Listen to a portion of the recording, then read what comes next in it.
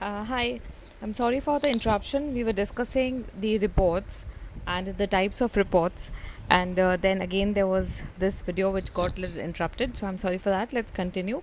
So let me take you through the slides once again.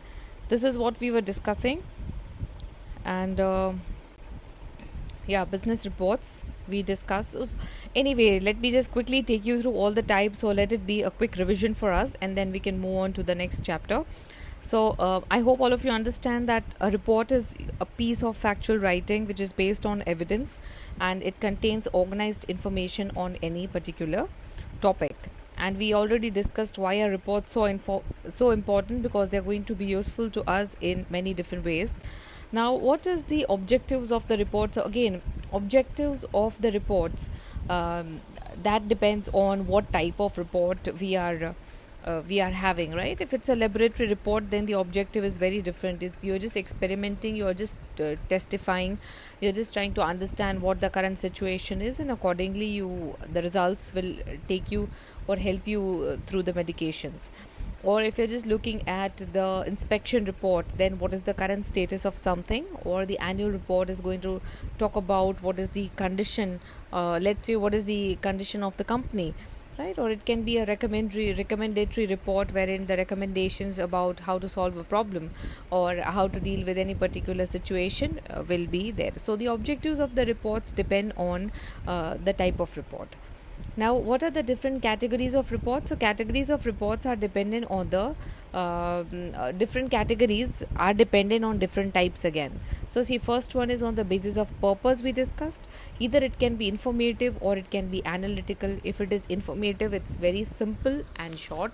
If it is analytical, it can be a little bit in detail, and it can be it might be a little complex. Then on the basis of frequency, how frequently you're writing the reports. So some reports are very much regular in nature.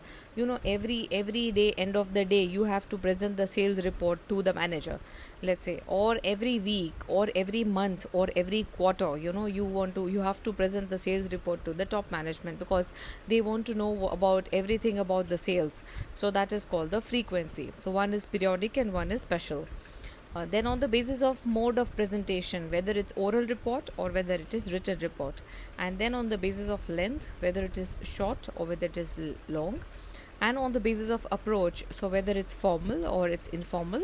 And then on the basis of the target audience, so whether it's individual or it's group. So these are the different categories of reports. And on the basis of the categories, like however you're writing, you will choose the format, also the way you write the report. So either it can be manuscript, or it can be memo, or it can be letter also, or some other forms also it can take. So that was the next topic that we started discussing, that is the format of the report. So as I said, either manuscript, or it can be memo, or it can be a letter, or any pre-printed form. Now there are some of the steps which we discussed about, pre-writing steps to write a report. So this also we discussed, right? Understanding the purpose and scope, first thing be clear. Then try and analyze your audience. Then investigate the sources of information, collect the information, because you're writing a report, so you need real data.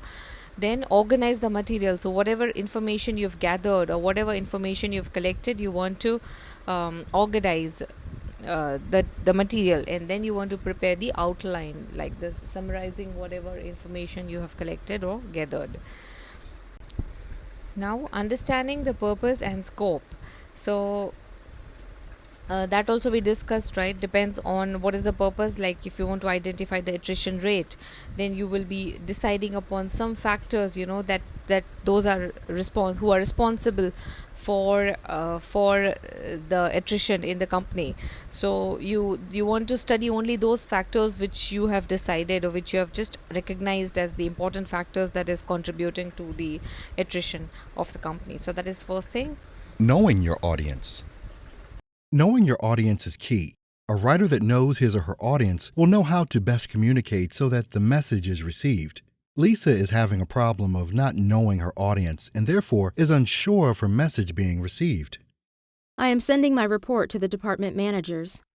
How should they be addressed? What facts do they want to see? Have you ever written a report for them before? No, I am a bit worried. I've never even met most of the managers. Don't worry. I have a few pointers for you.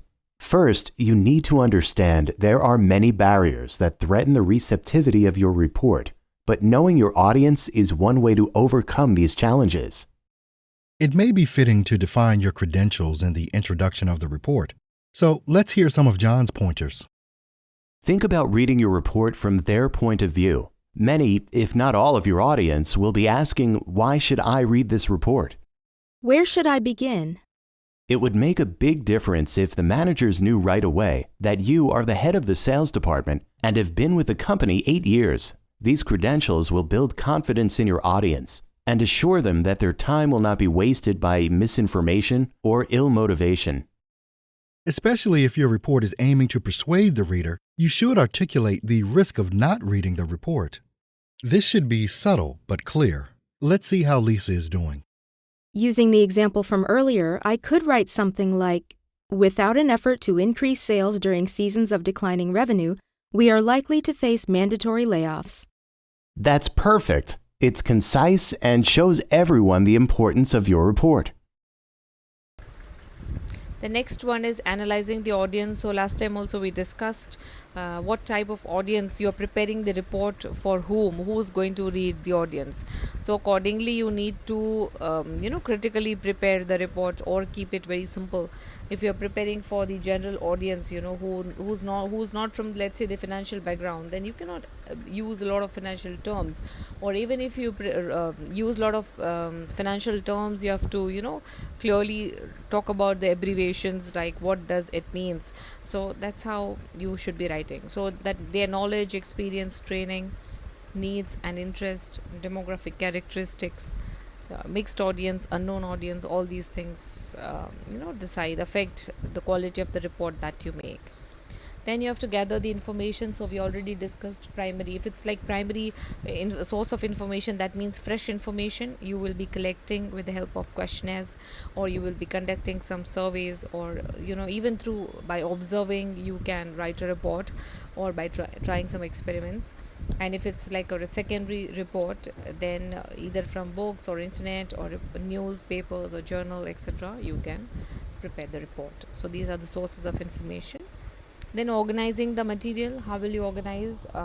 Either on the basis of the occurrence, as in how it is occurring. 1st January this happened, February this happened, or March this happened, like that. Or on the basis of the importance, whichever important dates are there, important events are there, those on the basis of the importance, you will be putting them or writing them. First you will be just prioritizing them, and then accordingly it will follow, and then it will be combination of orders. And then making an outline. So outline is a mechanical framework into which the information collected for the report can be fitted in bits and pieces. And then there are some other types of reports. So this also we discussed, like either it can be an introductory report or progress report, or it can be an incident report wherein you're just reporting the incident of what suddenly happened, letting the top management know. Or it could be feasibility reports. So this is what we were discussing last time, the feasibility report. And the next one is marketing report, and then laboratory test report, and the project report. Like I told you that you as a student also, you will be preparing your projects, so something about the project report.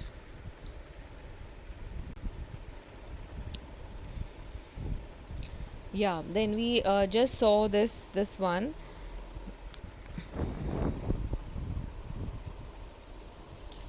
So the title of the project, the plan to be completed, right? So this is the progress report which we discussed last time also in the previous slide. The progress report is very important, because if you are working on some project, then top management definitely, or any senior person definitely wants to know where you are on the project. Without deadline you cannot work on any project, right? So just to put a check on the progress, they would want to know about the report which is presented in the form of a project report, this progress report. So there will be title, there will be of the project, total plan of the work to be completed. You'll just mention what total plan, then date, then whatever work has already been completed, whatever work is yet to be completed, what is the possible date of completion, and what are the plans and outlook for the future, and any other remarks, signature and designation of the reporting officer. So this is about the progress report. And next one is feasibility reports. So the feasibility reports, they are going to talk about how much feasible it is to work on some particular alternatives if you are working on some problems and the solution. See, feasibility reports is an analytical report that presents solutions or evaluates alternatives to resolve a problem. The focus of this report is on the action to be taken and the conditions under which the action would be successful. A good feasibility report discusses on all possible factors and emphasizes the important aspects. For example, a person might write a feasibility report in which he investigates whether it would be better for his company to buy letter quality or dot matrix printers for the new office computers. Now, it is a very little thing, you might be thinking that where will feasibility reports be useful? So this is a very simple thing. A person just wants to buy a new printer. So which printer to buy, letter quality or dot matrix printer, which will be useful for the new office computer, right? So you will just check the feasibility of both of them. Now, to check the feasibility, you might want to go for some kind of research. You might want to ask people who have already used it, like do some kind of research and try and find out which is better. So it's like there's a problem and you're just trying to find the solution, or you're just trying to evaluate the possible alternatives which are there to resolve a problem. So that is about the feasibility report. Next one, it can be anything. Now suppose if you want to introduce a new product in the market, right, but you don't know if people will purchase that product, so you always check the feasibility of that by just either doing a survey, or by just introducing that product, or letting only few customers use that product and understand whether they like it or not, and if yes, then you would want to go for the major production, otherwise you can avoid it. So that is about the feasibility report. Now, what is the process of writing the feasibility reports? So first thing, you always state the problems clearly. Be very clear about what the problem is, what solution are you seeking. Then what is the scope of investigation? Scope of investigation, how far you can go to collect the data. Then determine the criteria under the conditions you discovered. What are the criteria, like what are we going to consider? Criteria have to be decided. Suppose I'm trying to launch a new product, and I'm just wanting that first 50 customers should use it and suggest whether it is a good product or not. So then I should decide the criteria, at least that if customers are giving me reviews more than above 8, that means yes, we will launch the product, or we will go for mass production if it is above 8. So I need to determine the criteria, under whatever conditions we are deciding on having the feasibility, launching the product.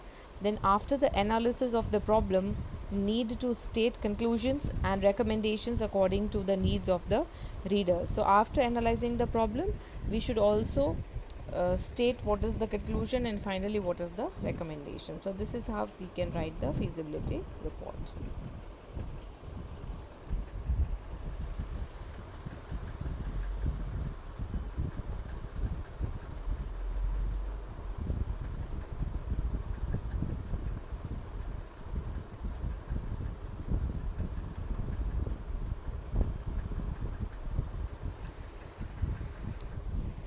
Okay, the next one is a laboratory report. So the result of the work done in the laboratory or lab are reported in the form of a report, which is called a lab report. And generally these reports contain the following elements. So first one is the title, then there is experiment number, then date, what is the purpose, what is the aim, what were you trying to achieve, apparatus used, which apparatus has been used, what is the method or purpose of this test, and what are the observations. Everywhere you will find observations, even if you go for a simple x-ray or sonography, then also you will see that there will be the picture showing everything, about what is going on in your body, but apart from that there will be some other observations, right? They will give you the summary of what the report is indicating. So that is observations, then come the conclusions, and then the signature. So these are the lab reports.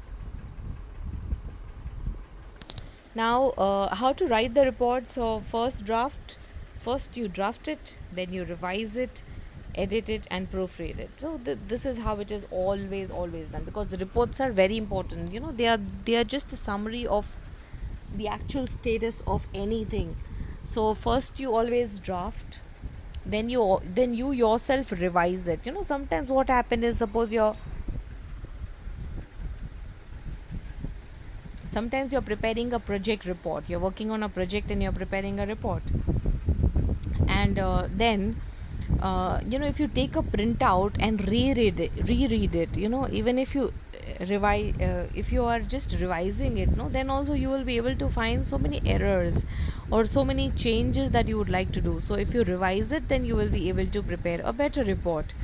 So even sometimes, even if you read the same thing in a very fresh mood, let's say wake up early in the morning and then you're going through the report, or the writings that you have, then you are in a very different calm atmosphere, different mood, then you will feel that, okay, no, there are a lot of changes which I want to make.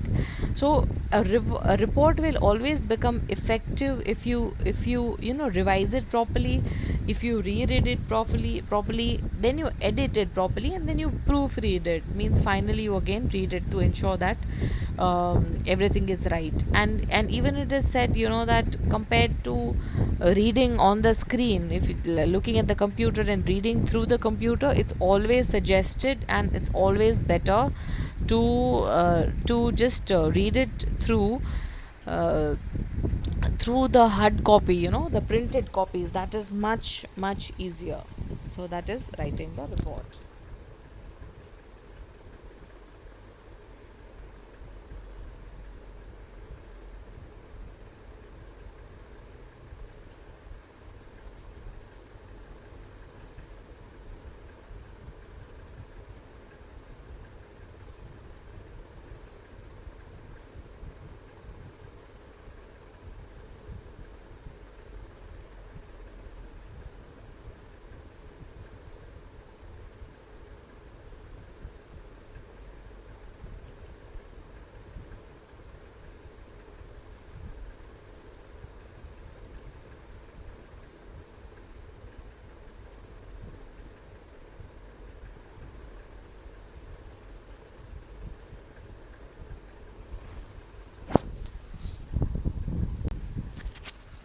Yeah, now this is a manuscript format. So we have seen already letter, memo, like we've already discussed, right? Letter format and memo format. Like how you write the letter, you will either with attachments or without attachments, you will be writing the reports.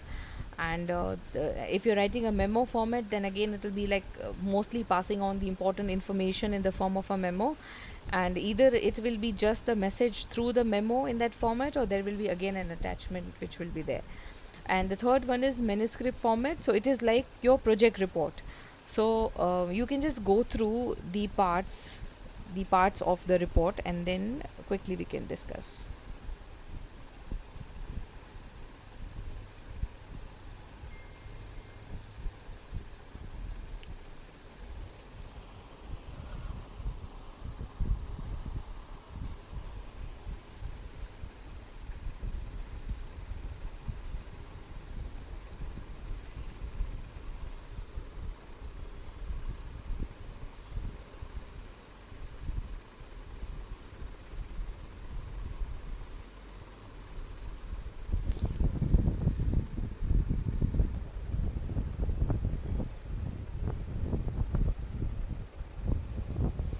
Okay, so these are the parts of the report. Now we will not go too much into detail, because I think in your in this आपका जो quantitative analysis or statistics, you will be going through all these parts. You will be discussing them in detail, and because you will be also taken through these things, because you will be preparing your own reports. So if you have by now prepared any kind of report for yourself, then you will understand what these parts are. Otherwise, in detail, when you will be preparing your summer internship reports, then also you will be taken through these, you will be using all these parts, so that is called structure of the reports. So this is very similar to your project report that you will be making. So there are some prefatory parts which are like, there will be cover page, there will be title page, there will be the certificate either from the organization, the company where you will be working, and then there will be acknowledgements, table of contents, list of illustrations that you've used, and the abstract that you will be writing for the report. So those are called the prefatory parts. Then will be the main text, which will form almost 50-70 pages. In detail, you will be introducing your topic. Then there will be discussion happening as in, there will be like first thing about the introduction of your report. Now let's see that you are just doing a comparative analysis of cell phones, so whichever cell phones are there in the market. So first thing what you will be doing is understand the usage of cell phone, what are the advantages, disadvantages. You will be then learning about the brands, the brands which are there in the market, and then you will be talking about only those cell phone brands for which you want to do the comparative analysis. So that will be the introduction part. Then in the discussion part, like you will be deciding about what are your research objectives, why do you want to pursue this research. You will be deciding about what sources of information you are going to use, whether it's primary study or whether it's secondary study. You will be deciding about what different kind of test you want to apply, especially to do the comparative analysis. So how are you going to analyze the data, collected data? Now let's say if you're doing a survey among 100 customers, and if you're just collecting the data, wherein different customers are using different cell phones, then after the data collection, how are you going to make use of that data? So what are the different tests that you will be applying, whether you will be forming any hypothesis or not, and whether you want to reach to some kind of conclusion, what is it? So then everything will be part of the research methodology that you will be using, as a chapter. And after that, whatever test you are deciding, especially to reach to your conclusions, so you will be describing those tests, and you will be actually applying those tests. Now either you can use Excel to do the calculation, or there are other softwares that you can use to perform your test. So then you'll have to mention all of that. You'll have to show the calculation. You will have to prepare bar charts and pie charts and different kind of charts that will be just summarizing your data. And then you will be writing detailed conclusion about what was the findings of the study, like what did you find out, like when you are trying to compare two cell phones, then let's say one is an Apple user and one is Samsung user, then why do you think people prefer Apple phones? So then whatever conclusion is, whatever findings of your studies are, then you will be concluding, and it should be such that you should be able to recommend. There should be some recommendations coming out of your study, so that others, whoever is reading your reports, they should get some benefit out of your study, because it's the primary study that you have done. So then that's the main text that will be forming the report that you're making. And then there will be some supplementary parts at the end. Appendix is there. You will be writing about the bibliography, references. There will be some glossary also. So these are the other parts of the report. So everything you can write in detail. Mostly this kind of manuscript format is 50 to 70 pages, very much in detail format. And then there are some other optional elements which can form the part of your report. Frontispiece, like some kind of logo or some kind of art, that you are using in the beginning, so that is that. Second is letter of transmittal. Then there's some copyright notice. If you have some copyright taken, you can also add that. Then you can also add preface, you can also add summary, index, and all these things are optional elements if you would like to like them to be part of the report. So this is how the entire manuscript format goes. Again, as I said, that in you will be discussing this particular format in your statistics. So because you will be going through, or your research methodology subject, so you will be discussing all these elements in detail, because you will be preparing your reports. So yeah, that's it about the business reports. You can also search some more business report examples. Also you can go through some companies annual reports, for example Reliance or Tata's. You can just go through their website and try and download the annual report, which is again a very detailed document, almost 80 to 100 pages, in which you can also see the financial reports. You can just find out their projected P&L statement, and you can see their balance sheets. You can understand what is the financial position of the company. As an investor, if you're just willing to invest, then you can always go through the annual reports of the company, if you are planning to buy some shares or anything. So for it has be useful for all the stakeholders. So this is how you can just go through like some reports and understand, and you can try and prepare some reports for yourself also. So that's it with the business reports, and now we can move on to business proposal.